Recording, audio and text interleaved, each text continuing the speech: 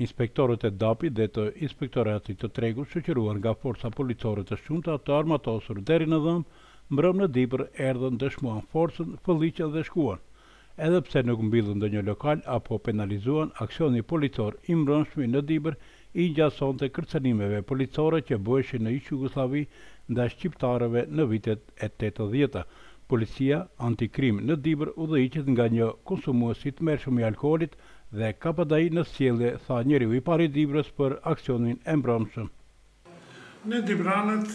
nga të një vjet nga qeveria Maqedonisë kërkojmë që në Dibër të kemi një polici serioze, një polici të shekullit 21, një polici që të jetë servisi popullatës për ruajtjen e qetësisë dhe ambientit, të rendit kushtetues në Republikën e Maqedonisë, dhe kur çdo ditë presim ndrime, fatkeqësisht mbrëmë, të diellën në mbrëmje, arritën disa kampanjolla policore në Dibër që gjëja se të bëjnë një kontroll për pirjen e duhanit, për sjelljen e për çështje financiare, bashkëpunim ose mos bashkëpunim me të tjerët, por neve që ishim pak më të pushuar, në vend që të gjejmë një polici europiane, na rikthyen një nostalgji të së kaluarës, diku në vitet e 80-ta, kur në Prishtinë vinte policia e Beogradit. Të njëjtin informacion, të njëjtën sjellje, të njëjtin kabadajllëk dhe diku në qendër qytetit u postuan gjëja se të bëjnë kontroll në kafenet e Dibrës. Po një ishte më e mira që u distancuan praset Beogradit, nga se erdhën dhe shkuan, kurse ajo në Kosovë që vinte të erdhënjishin Prishtinë, vinte dhe vendosishte. Por largimi i tyre besoj që mbetet pozicion pozitiv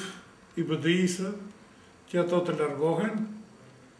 jo të qëndrojnë të instaluar në Dibër, një polici e cila duheshte më shumë të merret me vetveten, nga se për të luftuar krimin duhet kuadro, duhet inteligjencë vërtetë policore, kurse ata në Dibër kanë një shef të krimeve PNC, provokuesi i qytetarëve, që në mes ditës merr pistoletën dhe gjuan ajër,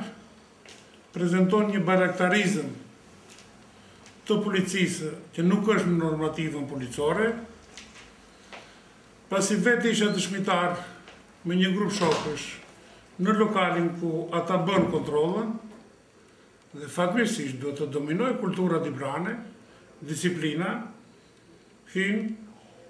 me inspektor nga jashtë, por edhe nga Dibra, bën verifikimin e dokumentave